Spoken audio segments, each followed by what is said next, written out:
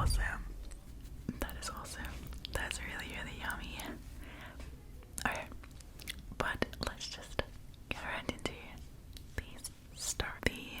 The first story is called I Found a Phone in My Attic, and is by Secretly Small.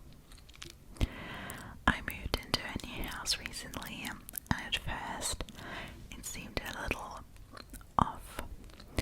Not in the way that it had a creepy aura to it, but that the outside looked old-timey and a bit dirty, while the inside looked newly renovated. I didn't ask any questions about it, but boy, I should have. My mom loved it, but my sister hated it. After we packed away all of our stuff, I decided to explore the house a little bit. It was a big house. It had 3 bathrooms, 4 bedrooms, and 2 living rooms. It didn't take long for me to find the ladder that led to the attic. Up there was nothing much, but then I found an out-of-place smartphone among all the boxes and dust bunnies. "Calm down, sweeties. It's time for dinner," Mom yelled. I hid the phone in my pocket and ran downstairs. She always makes gourmet grilled cheese with tomato soup for dipping. I ate my meal and ran back upstairs to my bedroom. I checked if the phone turned on, and surprisingly did, but it wasn't 3%. So I hooked it up to my sister's charger, as she has the same type of phone, and went to sleep. In the morning, I checked to see if it had fully charged and got really scared. Well, it did fully charge for a split second when I turned on the phone. In the corner, the battery level said, "Run percent." I ignored it and went to school. When I got home, I looked at the phone again. It was passcode locked, but seemingly entered the passcode itself somehow. The background was a picture of a person next to the Eiffel Tower. After looking through the phone, it seemed that the person in the background was the owner of the phone. I also learned that her name is Emily Rateson. She was 23 and was having some relationship issues.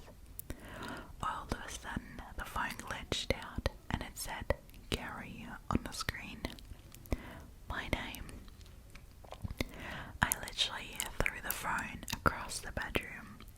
I picked it up, it glitched out again and said, "That hurt" on the screen. "Can you hear me?" I asked the phone. "Yes," it said back. The phone was talking to me. "What is your name?" I asked, and the reply shocked me. "Emil," the phone said. "Emil Rateson?" I asked. "Yes," it said. Then it said a ton of words simultaneously. "There's something in this house." It stopped showing messages, but on the phone screen all the apps were labeled "Run." The battery level was once again "Run percent," and even the date was R/U/N.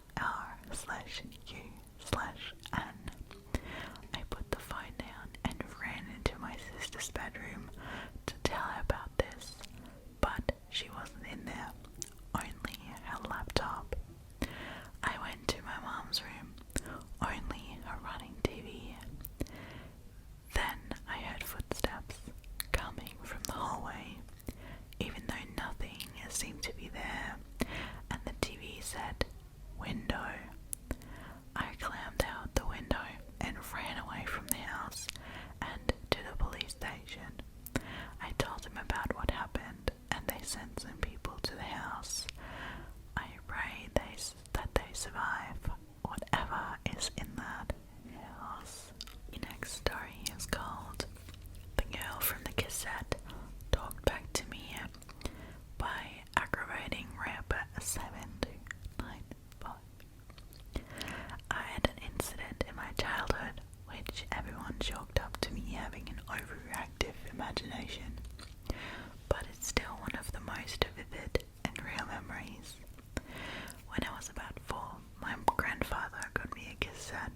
original stories that I really liked. It was a mix of children's songs that I could sing along to, and I would sing along to it quite diligently. This one time I was sitting with the cassette and the player singing along, and my grandfather appreciating it. He left the room for a moment, and I stopped singing. What happened next still sends chills down my spine. An angry childlike voice that came from the player, demanding that I keep singing, asking why I stopped. I ran out of the room. I still have no logical explanation for this, and nobody believes me when I tell them this story. We rewinded and played it over and over again, even though I had listened to the cassette on loop multiple times before, and nothing. Has anyone experienced anything similar? The next story is by Rosie Rose 3. So Rose 3Y underscore Rose 3 instead of an E. And it's called I'm a Missing Persons Investigator. This case made me quit. Just a little information for y'all before I tell my story. My job is to find missing people. Families and police stations usually call me and others like myself to find said people. Over the course of my career, I've found quite a few people, but some I've never been able to find. Despite that, I took pride in my job because I could find and help people. But after this case, I haven't been the same. I will warn those with weak stomachs that what I'm about to say isn't suited for some. A few years back, I was contacted by a family I'm friends with. They were searching for their missing daughter and her 2 friends. They had gone a cross-country road trip. A week into their road trip, all contact between them and their family was cut off. The families went to the local police, but there wasn't much they could do, so they turned to me. The case was somewhat personal, so to say I was impatient to find them was an understatement. I first had the families pull up their messages between them and their children. I had to cover every base, from them wanting to run away from home to someone wanting to harm them. I got the license plate to the car they took and ran it through multiple databases to find it in any CCTVs along the roads they took. I got a ping that the car was seen at a gas station a few states over. The gas station was on a long, desolate road. The road itself wasn't in the best condition, and the gas station didn't look all that good. Upon showing the clerk at the gas station their pictures, he confirmed that he had seen them. They looked fine at the time and were headed west. I thanked him and followed the road westwards. While driving down the road, my tire went out and I crashed into the side railings. Thankfully, I didn't sustain any injuries, but I was now stranded in the middle of nowhere. I decided to survey the area and noticed that the trees looked damaged. The sun was setting, so I grabbed my flashlight and peeked over the edge of the railings. Perhaps the car went off into the gully. I placed the flashlight in my chest pocket and climbed down the hill. At the bottom of the hill lay a wrecked car. The car looked so heavily damaged that they shouldn't have been able to get out, but somehow there was no one inside. Though dried and nearly concealed by foliage, there were some blood splotches.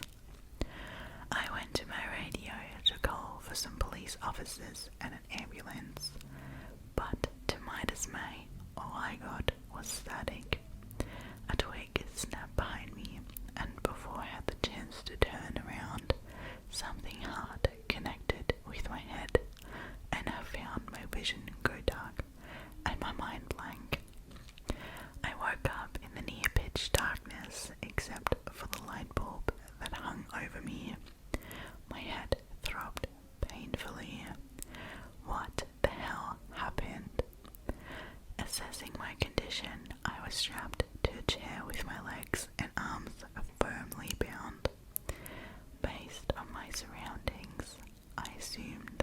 was in the basement. It smelled of rot and mold, and I struggled not to throw up. I could hear rats scurrying around just out of my line of sight. A door opened and in walked a man who was so mutated it was hard to say he was even human. "Hey, who the hell are you?" I shouted. He came closer and I could see a horrible grin plastered on his face. He held a knife in one hand. "You're the one who took those 3 girls, weren't you? What did you do to them?" I asked. He didn't respond, but he had a displeased look on his face. Before I knew it, he stabbed the knife right into my hand. My body jolted from the pain and I wanted to scream in agony, but held it in. "You sick bastard, you probably get off of this, huh? Well, hate to break it to you, but it'll take more than that to make me scream," I retorted through heavy breaths. He tilted his head and began twisting the knife in my hand. The pain was unbearable, but I refused to give him what he wanted. I couldn't help the tears that built up in my eyes and quickly fell. He was still dissatisfied, so he pulled the knife from my hand. He placed it over my pinky, lining it up. I struggled against my binds as I knew what he was about to do. However, before I could protest, he slammed the knife down and severed my pinky from my hand. I couldn't hold my screams any longer. "Son of a bitch, go to hell," I screamed in agony. I heard his sick laugh echo through the basement. "Got you, I'll be taking this." Just like that, he picked up my finger and left me in the basement to suffer alone in agony. The pain clouded my brain and made it harder to think straight.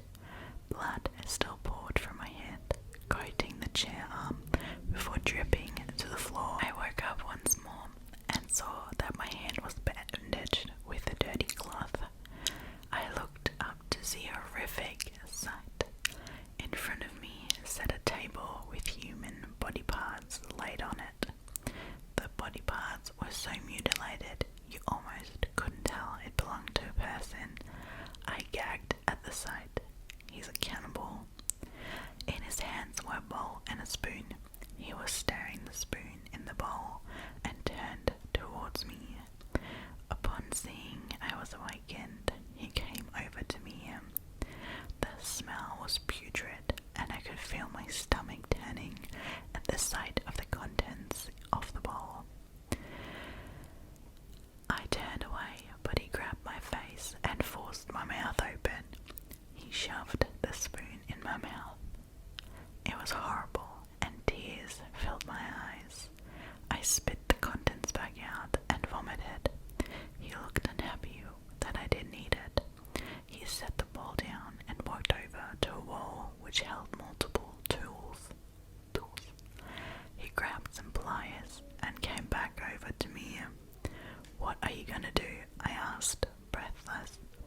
He didn't answer as he pulled off 3 of my fingernails. Tears fell from my eyes and I screamed. His smile widened and he laughed his creepy, sick laugh. "You son of a bitch," I yelled. He didn't mind me and simply grabbed my fingernails, leaving me alone once more. Blood dripped from my fingertips. I hung my head low from exhaustion. Just how long have I been there? Out of sheer desperation, I moved my injured hand, and to much of my surprise, it was easier to move than my other hand, perhaps due to the blood that coated it. I twisted and turned my hand slowly, releasing it from its bindings, a little at a time. My hand and arm ached from the tight pull of the bindings, but after what felt like forever, my hand was free. I panted from the pain and held my hand close to my chest to relieve some of the pain.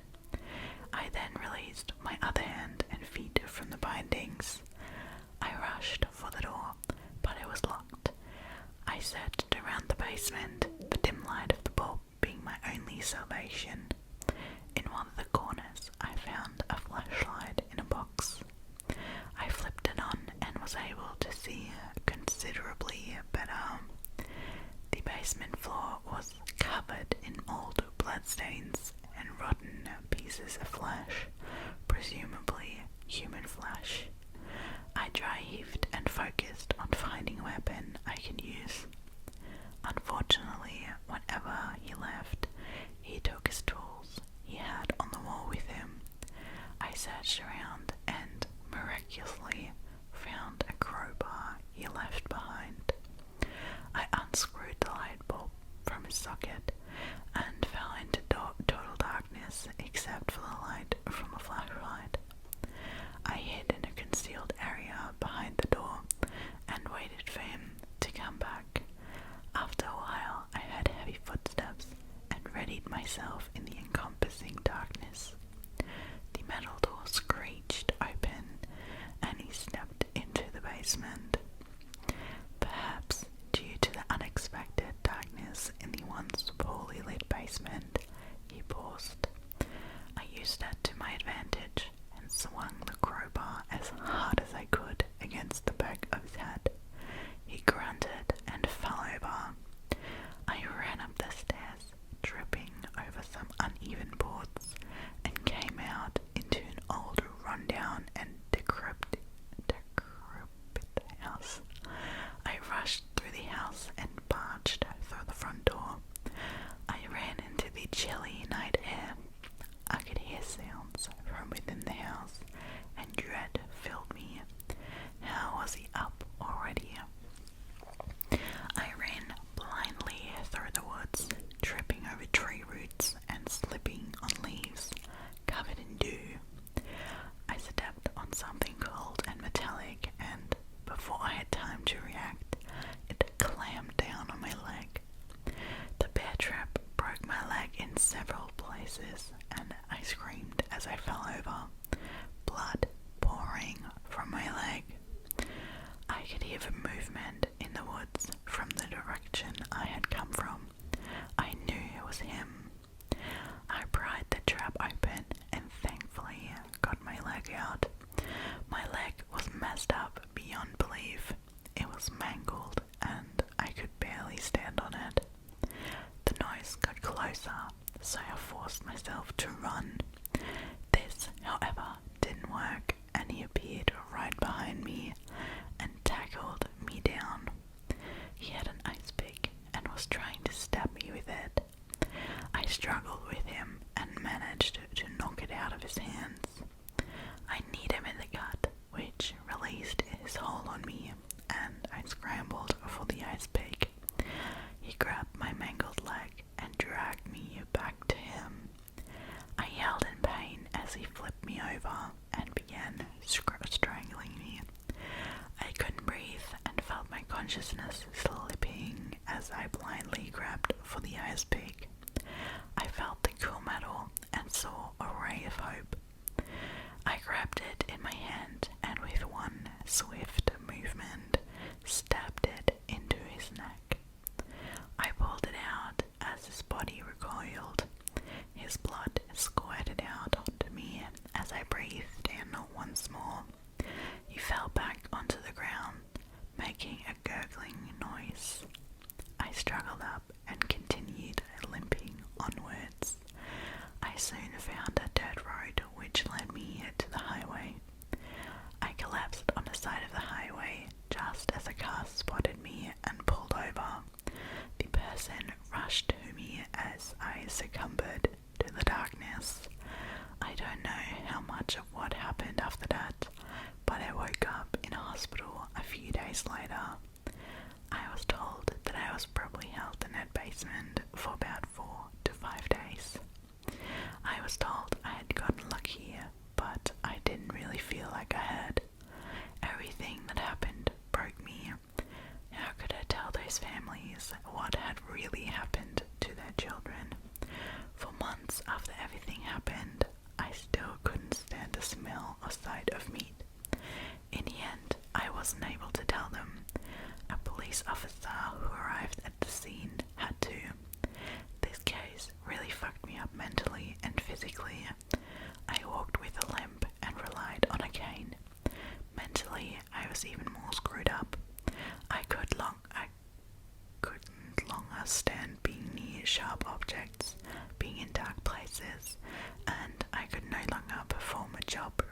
eventually. I quit once I got well enough to go out and about. I'd like to say that somehow I'll get over this, but even after 4 years, I haven't mentally recovered from it. I'm not sure why I decided to share this. Maybe I just needed to let it out. But stay safe nonetheless, everyone.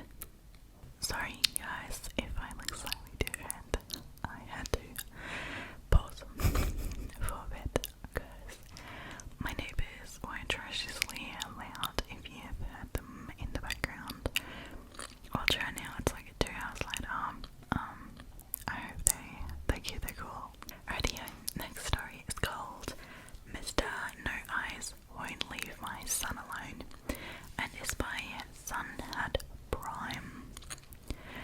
I heard the footsteps before I saw anything. I had been in the middle of a wonderful dream where John Adams and Dua Lipa rewarded me for my bravery. As Dua was handing me a comically large sack of cash, I felt someone spring into my bed, kneeing me in the groin as they did. I snapped awake and saw my 3-year-old son snuggling between my wife and me. "Hey buddy," I said, wiping the sleep from my eyes. "He's back," my son said, his little voice quivering. "Mr. No Eyes?" my wife asked, waking from her own dreams. "Yes," my son answered. "I sleep with you, please." My wife sat up and looked over at me. Our bed wasn't small, but some little boy slept like a starfish. If he'd stay, I'd have to go to the couch. It was always me who got the heavy-ho. I was used to it. I didn't hold a grudge. "Okay," I said. "Who do you want to sleep with, me or—" "Mama," he said, snuggling in close to her. My wife gave me a small smile. "At least you're used to the couch," she said, trying to soften the blow. "Let me go get your stuff, boyo," I said, climbing out of bed. "Cat, Taco Cat, and Big Blue," he said as I walked out. This wasn't the first time he'd come crawling into our bed recently. It had become a semi-regular occurrence since we had moved into our new place. I can't say I blamed him. This was a radical shift from what he had been used to. My wife and I had met at college in Boston. After we got married and graduated, we settled down in the city.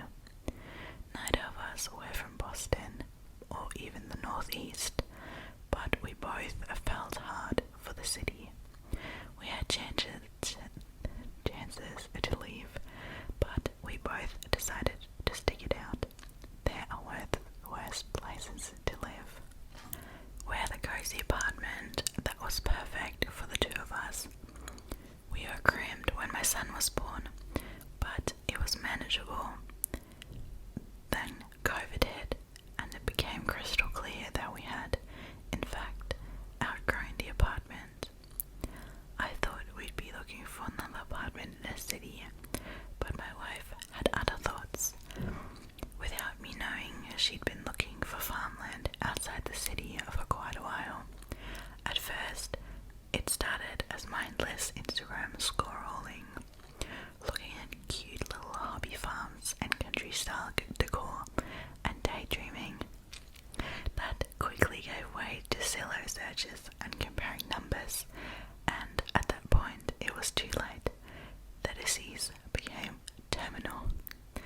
"I think we should move to the country." She had a point. The numbers made sense.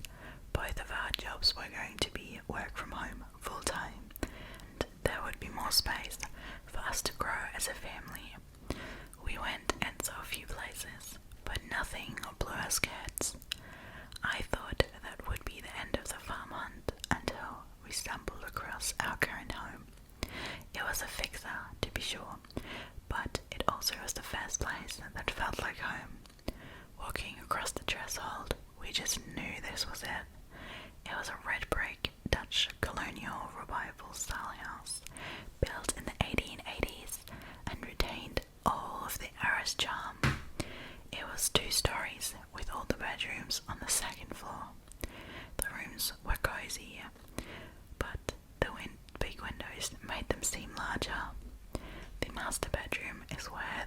must met modern times.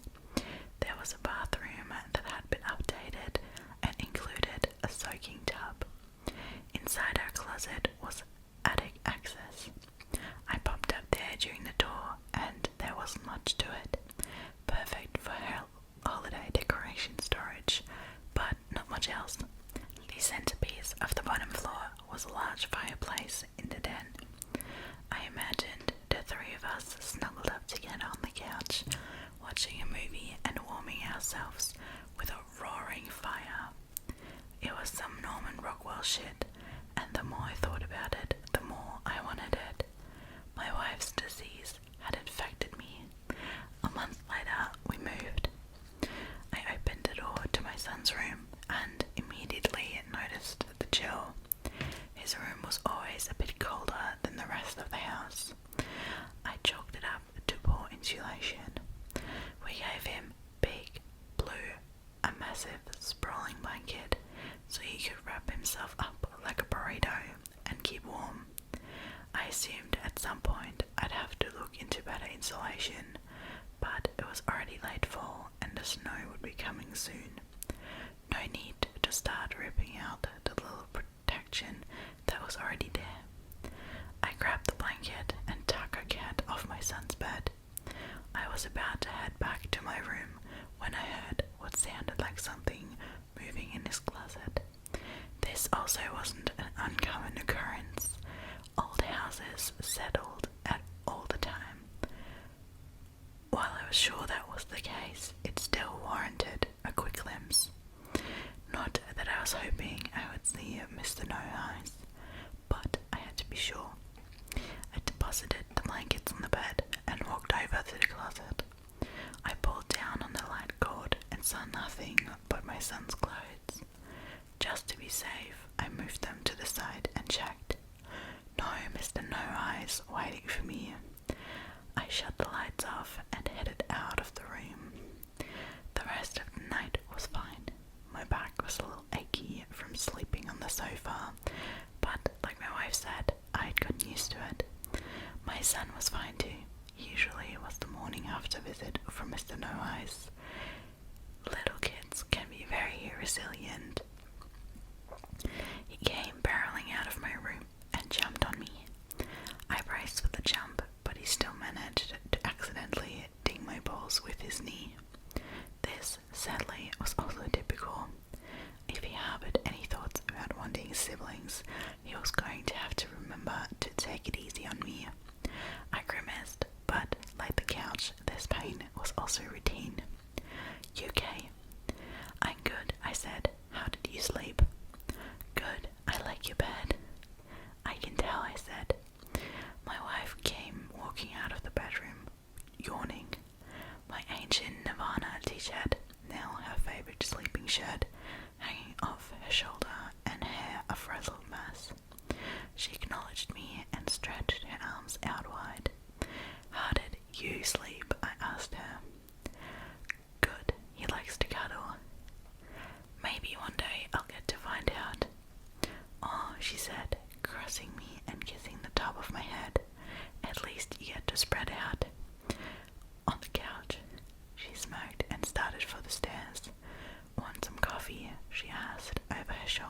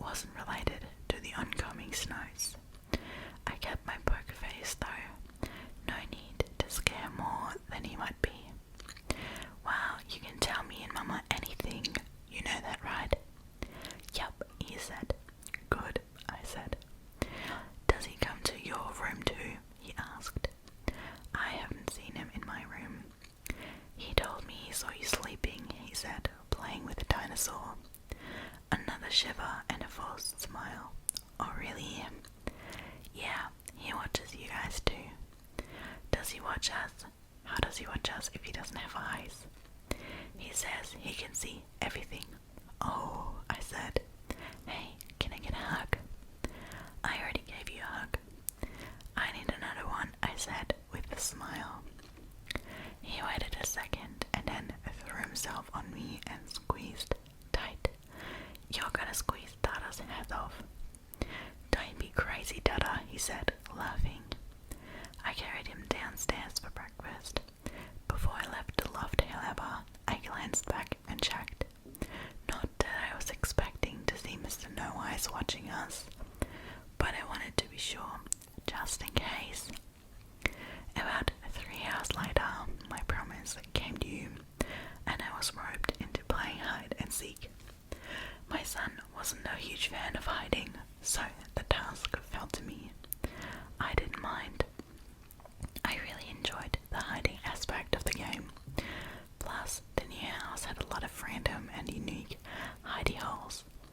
Since my wife and son teamed up, I knew I could go beyond typical parent hiding spots and really dig in. They went to go count in our bedroom, and I had free run of the upstairs. That was the one rule, you had to stay upstairs. When he was older, I imagined we'd open up the rest of the house, but we kept the playing field small for now. No matter, there were dozens of good places to hide upstairs. I made my way to my son's room. He always came here first, and I liked giving him a few easy wins off the bat. Made the game fun for him. I decided to hide under his bed. I moved a few of his toys out of the way and slid underneath. It was a tight fit. I had to suck my gut in a bit and mentally reminded myself to hit the gym tomorrow. From where I was lying, I couldn't see anything. When I slid under the bed, I grabbed a blanket and tried to hide my body.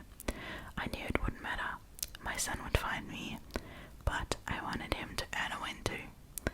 Parenting is knowing when to throw in the towel and when to go down swinging.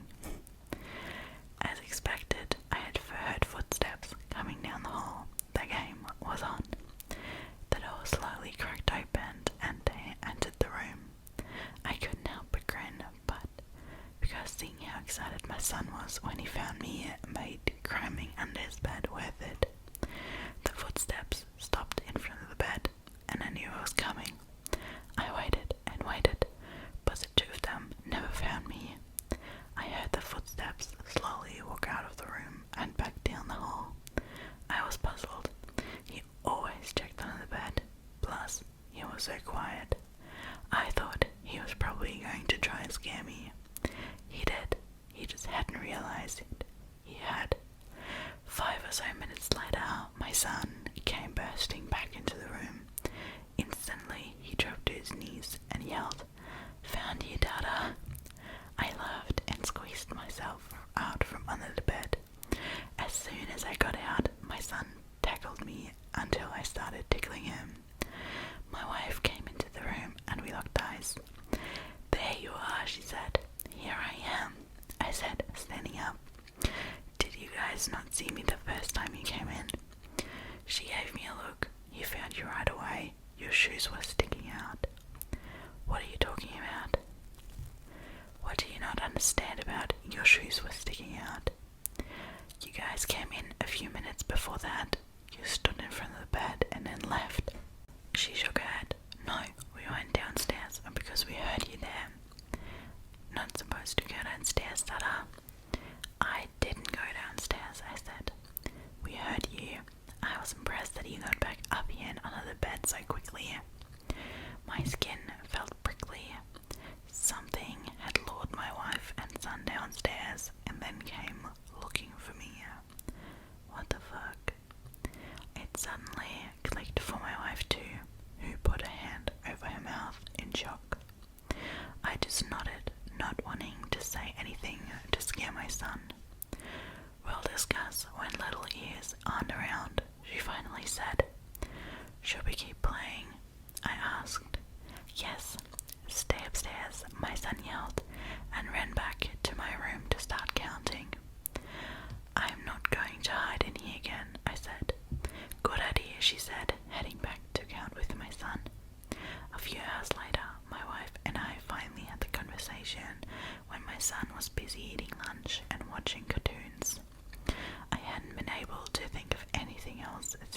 burst at the revelation, and I was bursting at the seams. I pulled her into the kitchen and unloaded. What the fuck happened? I know what I heard. Me too, she said. I heard you walk downstairs. I even thought that jerk is trying to cheat. What did it sound like? Like someone walking downstairs. Like when we were down there. Her voice suddenly caught in her throat. What happened? I heard you whisper my name downstairs. Right before I heard you walking back up the stairs. I heard my name as clear as a bell. That is so fucked up. Tell me about it, she said. Is Mr. No Eyes real? Is that insane to even ask? I don't know. We both had something happen. Maybe it's worth looking into. He can't sleep in the room tonight. No, he really shouldn't, I agreed. I'm sorry, she said. I know this puts you out, but I just can't. She starts to trail off, and I could see her eyes getting glassy. This whole thing had thrown us all off kilter, but my wife had heard someone call her name. That would scare anyone. Hey, it's okay. I agree with you. The boy will stay with you until we figure out what's happening. Should we call, I don't know, a priest? Will that work if we are not religious? I honestly have no idea. I'll look into it later. Just then, I heard the tiny footballs of my son walking into the kitchen with his now empty plate. He dropped it into the sink. I looked down at him and tousled his hair. How was lunch? Good, he said. What were you talking about? Boring adult stuff, I said. He said he heard you. I felt the air leave the room. I tried to speak, but I couldn't find the words. My wife did. Who heard us, baby? Mr. No Eyes. Is he down here now? He was, but he left. Where was he? I asked. Behind you, he said. Can I have a juice box? I whipped my head around and looked for something, but only saw the curtains on the windows. I didn't know what I expected to see. My son just laughed at me. He's not there now, ta-da. Where does he go during the day? My wife asks. The attic, my son said. That's where he lives. Maybe I'll go check it out, I said, dreading just doing that. He would not like that, my son said. Me neither, I confirmed. Hey, I have an idea, my wife said. Can you draw what Mr. No Eyes looks like? Why?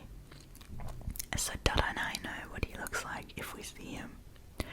Okay, he scampered off to his drawing area to create the only picture he'd ever draw that wouldn't make it up on the fridge. About 10 minutes later, he came running back with what can only be described as terrifying. Mr. No Eyes' head was thin like a pencil with a bleach white skin. True to his name, there were no eyes. He had two mouths, one on top of the other. One smiled and one frowned. He wore what looked like a t-shirt and jeans. I wasn't sure if that was what he really looked like, or just what the hands of a 3-year-old were capable of drawing. Well, my wife said, this would scare the shit out of me if I saw it in my bedroom too. He's wearing a t-shirt and jeans, I said. So, I don't know, I always assumed ghosts would be more damper. Regular people die too. Maybe he's a blue-collar ghoul. I laughed, we both did. I folded the art up and put it in my pocket. If I had the power to wish it into the cornfield, I would have. Maybe we should watch a movie. Something happy. Read, I said, kissing my wife on the cheek. Want something to eat? She nodded and went out to Coral the Wild Man to help pick a movie. We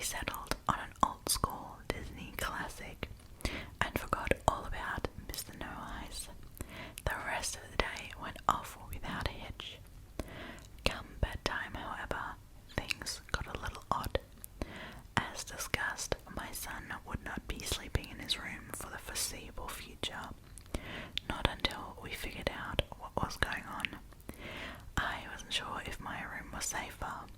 I assumed this thing could go anywhere, but my boy never freaked out when he was in there. I was hoping that trend continued. We tucked him in our bed and ran through our nighttime routine. He was happy and thrilled not to be in his room. He kept saying it was hard to sleep around the noise. I asked him what noise, and he looked shocked. You don't hear it? Hear what, bud? I asked. The buzzing, like bees. It does that when Mr. No Eyes first shows up. Oh, was all I could muster. Well, you'll be safe in here, okay? My wife said, settling the situation. If you need anything at all, that eye's just outside the room, okay? He hugged me. Love you, Dada. Love you too, boyo. Within 10 minutes, he was out. My wife and I went downstairs to clean up the kitchen and get a few episodes of TV before our own beds started calling. As expected, she answered her call first. I can barely keep my eyes open. I know, I said. You missed me moonwalking a bit ago. No, she smirked. I saw those moves. That, why you're heading to bed? To save you the embarrassment.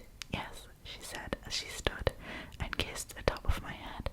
Don't be up too late, huh? I won't, I said before adding. Need me to walk you up? No, I can handle it. We haven't heard anything. No bees. Not yet, at least. Don't jinx yourself, she said. Night, baby. Night. I heard her walk up the stairs and walk into our room. She closed the door softly, but I could still hear the click of the latch. I was alone for the first time since I heard Mr. No Eyes enter the room while I was on the bed. The thought caused me to shiver, but I wasn't going to let it ruin the rest of my night. I turned on the Dodger game and zoned out. I fell asleep somewhere around the 6th inning. I had the crack of a solid hit on the screen, which snapped me awake. I flipped off the TV, stood up and stretched. I figured it was time for me to hit the hay. I was about to head up the stairs when I noticed my refrigerator door was open. Not just cracked, but wide open.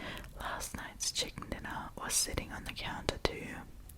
Hello, I called out, expecting to see my wife making a late night snack, but no one responded. I detoured from the stairs and headed into the kitchen. There wasn't anyone in there.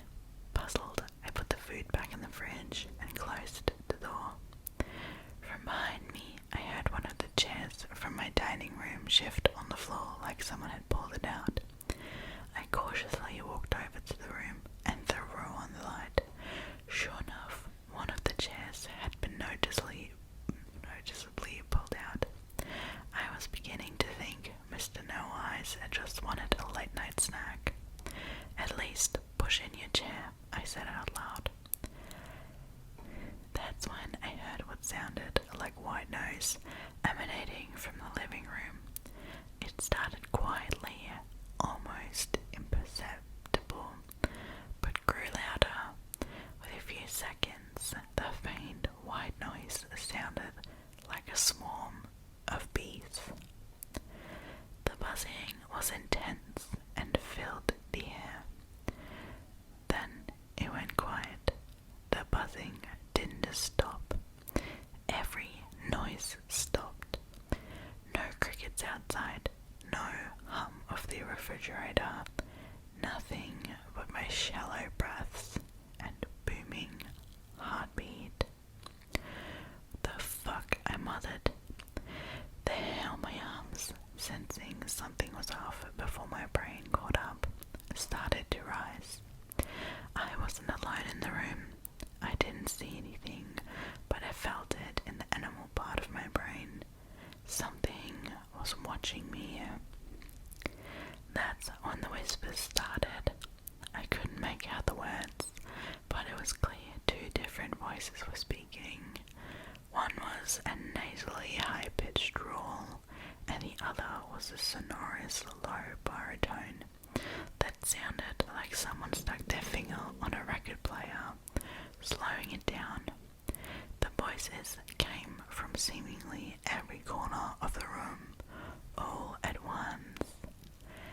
Just then, the overhead lights started to flicker until they went out. I stood there, not knowing what to do. Normally, even with the lights off, I could kind of see my way around the house. Light pollution being what it is, once my eyes adjusted, I could manage. But at that one moment, it was like someone had put a black cloth over my head. "Why are you here?" the higher-pitched voice hissed. I froze in place.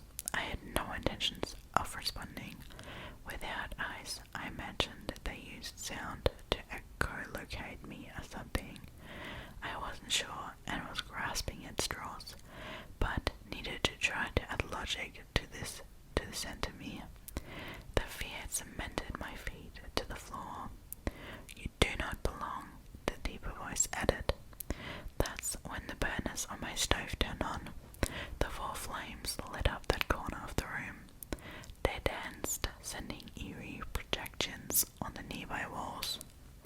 I scanned to see if I saw anything over there, but saw nothing but shadows. "The little one is afraid of you," the high-pitched voice said. Suddenly, there was a flash of light in the far corner of the living room. I shielded my eyes, but before I did, I saw the outline of a spindly figure in the middle of the room. I didn't see enough in the flash, but I did make out one feature. He had no eyes. I started to shake. I thought about my family upstairs and how they were as metaphorically in the dark as I was actually in the dark. I thought about how my son had seen this thing before and was able to function. He was so brave. "But I am not," the deeper voice said. Then everything went silent again. Flash, flash, flash. In 3 different corners of the bottom floor there were flashes of some ethereal light. Each time I caught a glimpse of Mr. No Eyes, which painted in more of his looks. His head was thin and narrow, with several horizontal slices around his scalp. His skin was pale blue and pulled taut over his eyeless face. His nose was nothing more than a small bump that sat above a small, smiling mouth. Below that was a larger mouth that looked more like a slit throat than anything else. He looked remarkably like my son's drawing. I might have been proud of the boy's burgeoning art skills if I wasn't worried about dying. There was another flash near me, and I saw that monster turn its head and face me. The smaller mouth frowned, and the larger one flashed a toothy grin. When the lower mouth spoke, blood dripped from the corners of his mouth. "You're not welcome here," the deep voice said. My legs wobbled underneath me. Being threatened by a ghost was not as fun as it sounded. My eyes tried to take in everything, but all I could stand was the oozing blood from the corner of the second mouth. It bubbled when he spoke. Suddenly, there was another flash by the stairs, and my jaw dropped. I'd seen a bunch of wild shit in the last few minutes, but this took the cake. Some random guy was standing near the stairs. We had locked eyes. I had no idea what he was doing, but he seemed to recognize me. Mr. No Eyes turned to face him. The smaller voice called out, "You all are not welcome here." "Fuck this," the random guy said, and bolted up the stairs. When he hit the landing, he split down the hallway toward my son's room. I heard his door slam. I was still processing what had just happened when all the lights turned back on. Mr. No Eyes was gone. Everything seemed to be back to normal, but I knew that wasn't true. Then I saw a red splotch on the ground in front of me, then another. I touched my nose and realized that the source of blood was from me. My nose had started bleeding, and I was confused as all get out. I hadn't had a nosebleed since I was a kid, and I had no idea why it had started bleeding. I pinched the bridge of my nose to try and stop the bleeding. I knew I needed to get upstairs and figure out who the hell that guy was, but I had no stench to slow. I leaned my head back and closed my eyes. I kept muttering, "Blood already," hoping my blood could hear my prayers and act accordingly. That's not what happened. Instead, my head thrown back, I heard the high-pitched voice that whispered into my ear, "You will die here." That got me moving. Blood streaming from my nostrils or not, I tore ass up the stairs. I looked over at my son's room, but I knew I needed to get my family to safety. Whatever Mr. No Eyes was, he wasn't playing around anymore. I dashed into my bedroom, and my wife shot up like a volcanic eruption. "What's wrong?" she said, the sleep still coursing through her brain. "We gotta go, now." "What's the matter?" "Mr. No Eyes, he's here." She snapped into action. What happened? "He threatened us, all of us. You saw him." "I saw so much more than him," I said, tossing my shoes to my wife.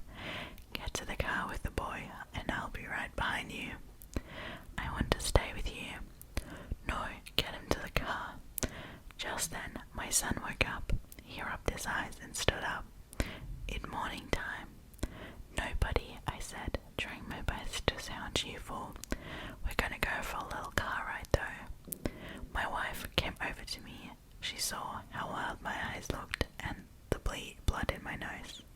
"Are you okay?" "I will be when we get the fuck out of here," I said. "You ready?" She nodded and scooped up our son. He clung tightly to her as we made our way towards the door. Before we left, I turned back to her and said, "If you see anything, just rush right past it, okay? Grab the keys by the door and get to the car as soon as possible. You got me?" She nodded yes and hugged our son a bit tighter. I turned to grab the handle when I heard my son say, "What are you doing in Mama and Dada's closet?" We all turned around to see a face in the attic, and she looking down at us. My wife screamed, at first assuming it was Mr. No Eyes. But it wasn't. It was the stranger I saw earlier. He ripped open the attic opening and started climbing down. "Go," I said, kicking my door open and guiding my wife and son down the hallway towards the stairwell. Behind us, I could hear the stranger scrambling out of the attic. I didn't know what he planned or what would happen if he caught us, and I wasn't going to find out. The lights started flickering right before we took our first step on the stairs. My son pointed towards his room. "Run, Mama. Mr. No Eyes sees you." "The fuck," my wife yelled, trying to turn around and get a glimpse. I blocked her view and coaxed her down the stairs. "Just go," I yelled as we stomped down the stairs. The door to our bedroom opened up and the stranger came running out. He looked at us, but then froze in his place. "No, no," he screamed, and ran back into our room. The lights went out in the house again, just as our shoes hit the first floor. We heard the stranger struggling to get back into the attic and stopped to look up. There was a flash of light, and my wife finally saw Mr. No Eyes' face. "That's unholy," she mumbled in amazement. "I don't like Mr. No Eyes," my son added. The creature floated towards the room and passed through the door without opening it. We heard the stranger scream again. He was afraid for his life. From underground, we heard a move above us in an area we didn't know had an attic space.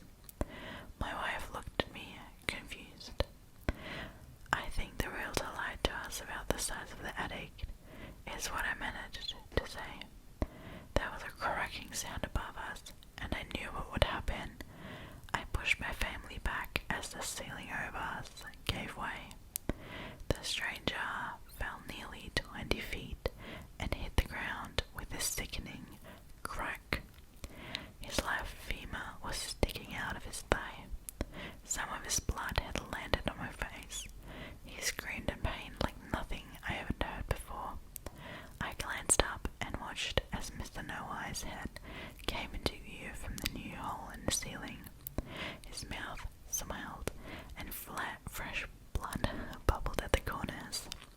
"You're all destined for the black," the lower mouth said. Then we heard the buzzing of the bees again. The noise filled the room. My wife and child were crying. I pushed him out the front door and told him to start the car. Mr. No-Eyes grabbed the whole side and slowly started snaking himself down towards the ground. He was planning to fall onto us like a drop of water from a leaky faucet. I wanted to run, needed to, but the stranger and I locked eyes. He was scared, and he didn't need to say a word for me to read his look. "Please help me, or I'm going to die." I looked up, and the maniacal smile from the creature slowly lowering itself close to us, and then over to the painful stranger, bleeding from a torn open thigh. My humanity won out. I ran over and helped the stranger up. He screamed in pain, but I told him to shut the fuck up and move, or I'd leave him here. Busted like or not, the stranger hobbled at a pace I didn't think possible. As soon as we got to the front door, we heard a loud thump, and Mr. No-Eyes hit the floor. "The black awaits," the high-pitched voice said before both mouths started laughing. "So does my Kia Sedona," I said, wrenching the door open. The stranger and I hobbled out the front door and into the waiting car. My wife was screaming for me to hurry. I got the stranger into the back seat before rushing around the car and sliding into my seat. "Drive." As I said it, Mr. No-Eyes stood in our doorway and watched us. Suddenly, several flames erupted near the car. My son started crying. My wife looked comatose. I could feel my heart beating so hard I was afraid it would burst out of me. Mr. No-Eyes raised his arms, and they disappeared in a spreading blackness. The blackness didn't stop with his arms. Before too long, Mr. No-Eyes himself was lost to the spreading void. I noticed the shadows of trees around our house started to blend and bleed into the spreading darkness, like they were giving more strength to the void. "Drive," I yelled again to my stunned wife, touching her arm as I did. She snapped out of her stupor and put the car into drive. As she slammed on the pedal, the car fishtailed before the rubber finally caught.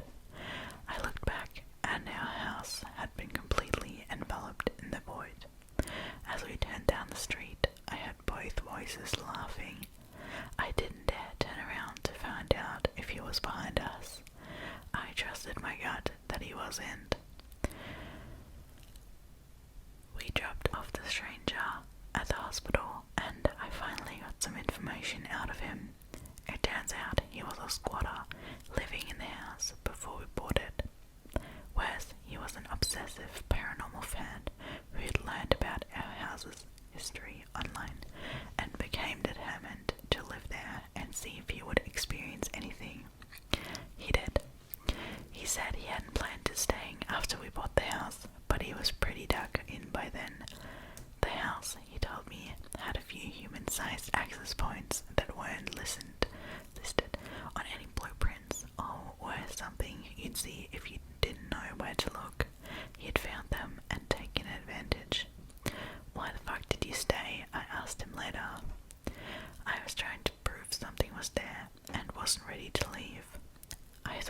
was quiet.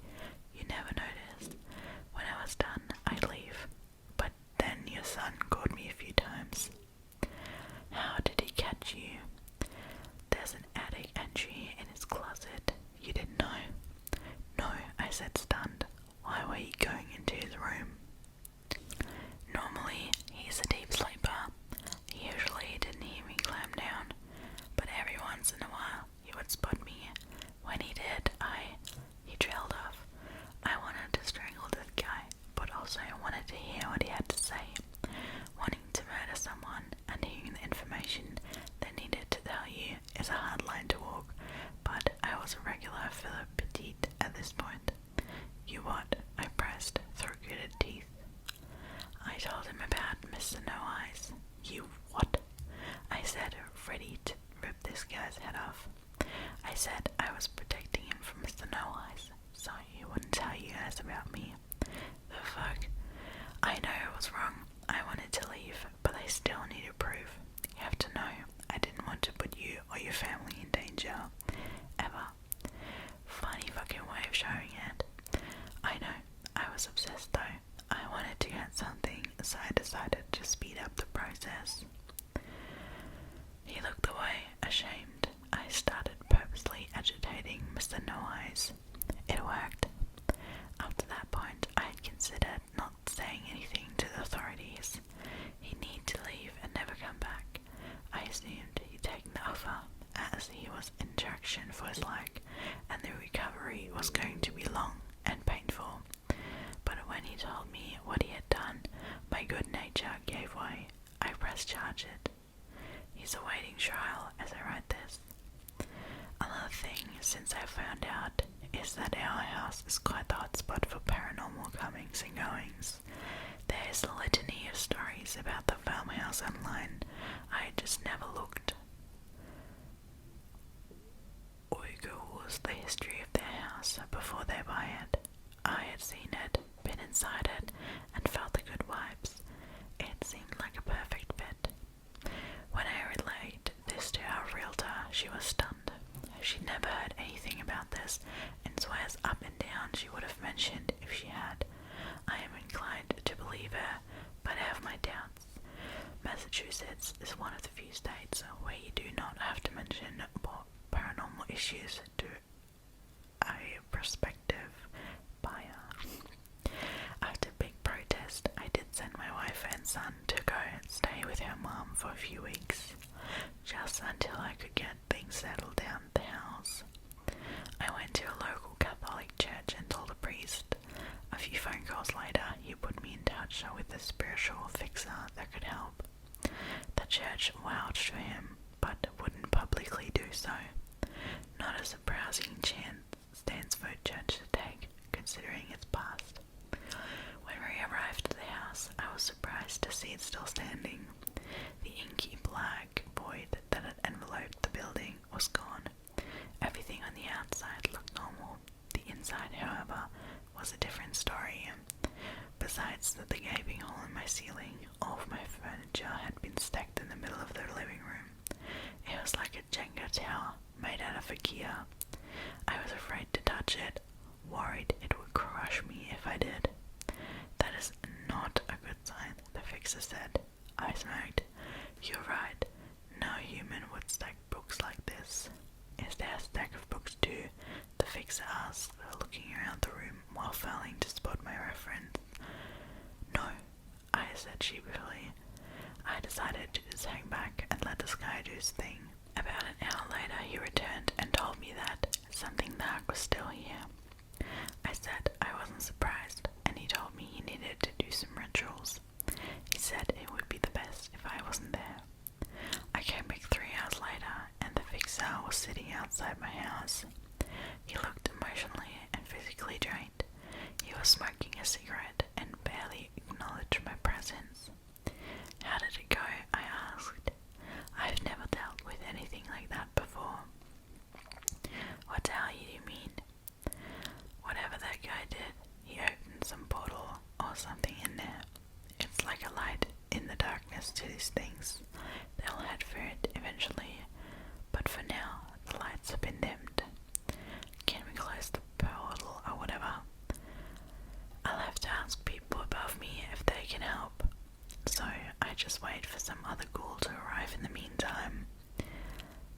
does, he said, reaching into his pocket and pulling out a business card.